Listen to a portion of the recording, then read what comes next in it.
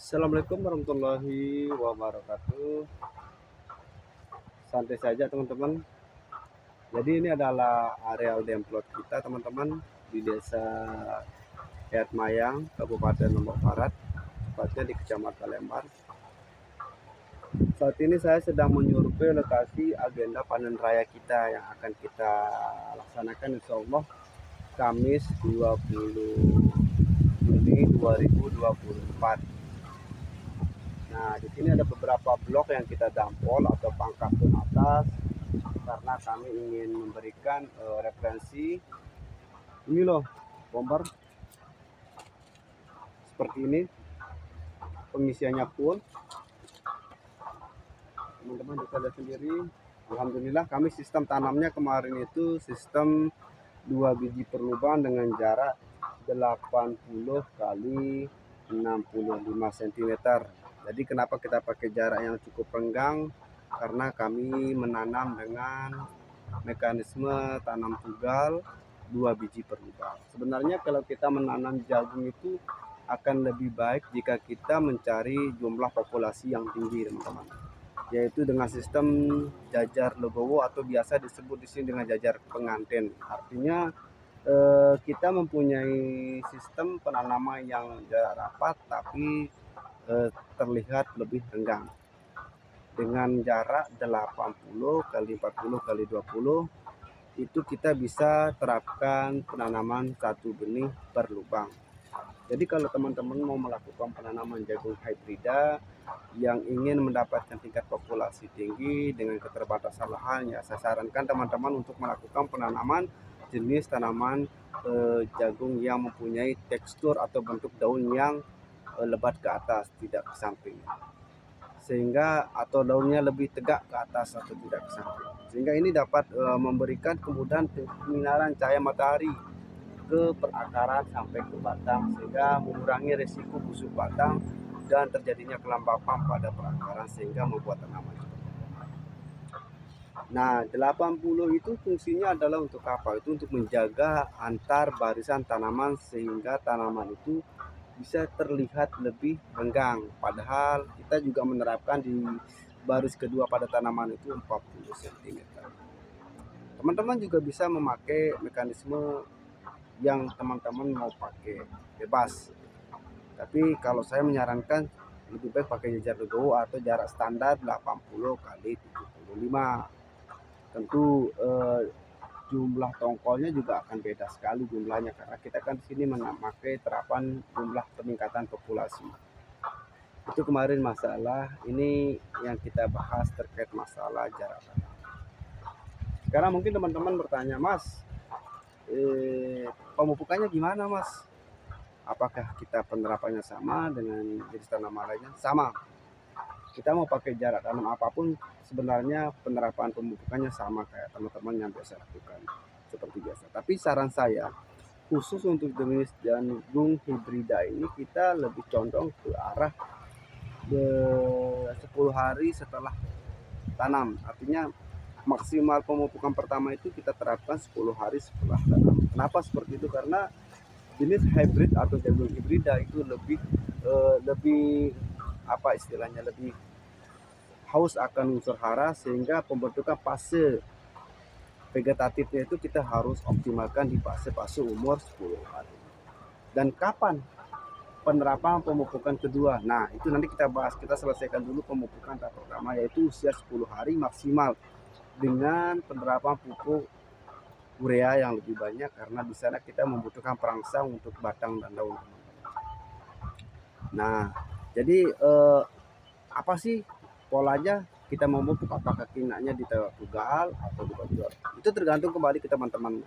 Kalau teman-teman petani tidak mau repot, bisa saja menggunakan sistem bocor atau siram atau semprot pada di daerah perakaran dengan mekanisme ya urea dan sedikit ponska.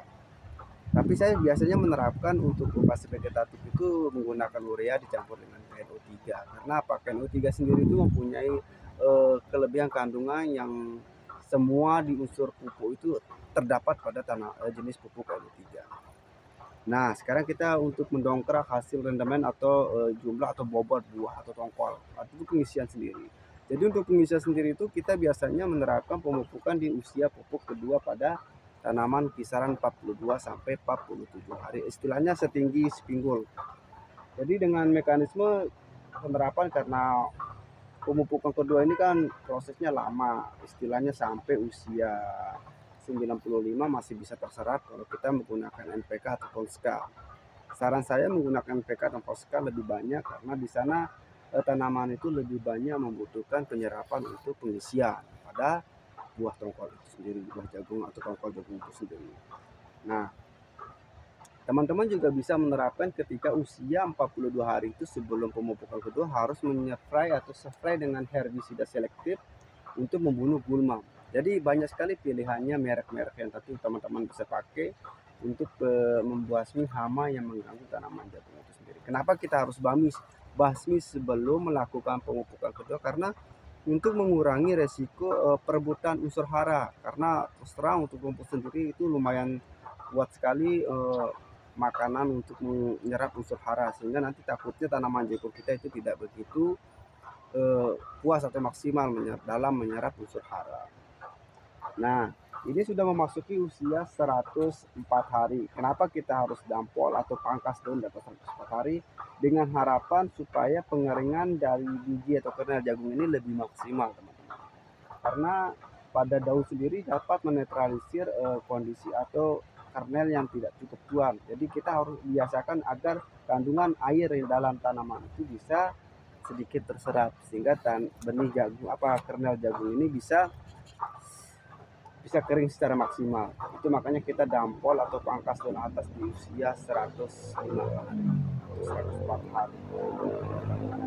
Usia tanaman ini sebenarnya standar sama kayak hybrid lainnya, usianya maksimal itu sampai 115, ada yang 110, tergantung tingkat kekeringan di lahan dan keinginan atau kesiapan petani dalam melakukan pemanenan. Oke teman-teman, mungkin ada yang mungkin kurang jelas dari video ini, nanti saya share di video selanjutnya terkait updatean apa sih cara dan trik kita melakukan penanaman jagung, bagaimana sih caranya supaya produksi jagung kita tepat. Ya, nanti akan saya share videonya tahap demi tahap supaya teman-teman petani kita bisa mendapatkan referensi. Dan semoga juga video yang saya sampaikan dan share ini juga bisa bermanfaat buat teman-teman petani jagung yang ada di mana saja. Jadi perlu diketahui ada 4 pilar sukses dalam pertanian jagung adalah: satu, penentuan benih atau bibit yang kita pilih harus berkualitas. Karena penentuan benih itu dapat menentukan tingkat produksi itu sekitar 40%. Yang kedua, pemupukan tepat waktu, tepat takaran, dan tepat sasaran. Kenapa saya bilang seperti itu? Yang seperti saya jelaskan tadi, pemupukan itu harus melalui beberapa tahapan, kalau bisa sampai 2 kali pemupukan dengan tahapan-tahapan waktu maksimal 10 hari setelah tanam atau 42 sampai 45 hari setelah tanam untuk pemupukan keduanya. Yang ketiga adalah penyepraian atau spray untuk pembasmi hama atau gulma. Jadi hama dan gulma ini adalah momok atau penyakit yang menyebabkan tanaman kita itu tidak begitu bagus performnya. Hamanya sendiri seperti ulat jaya dan lain-lain. Oke dah teman-teman, hari ini saya sampaikan terkait video ini. Wabillahi taufiq. Ya, assalamualaikum warahmatullahi wabarakatuh.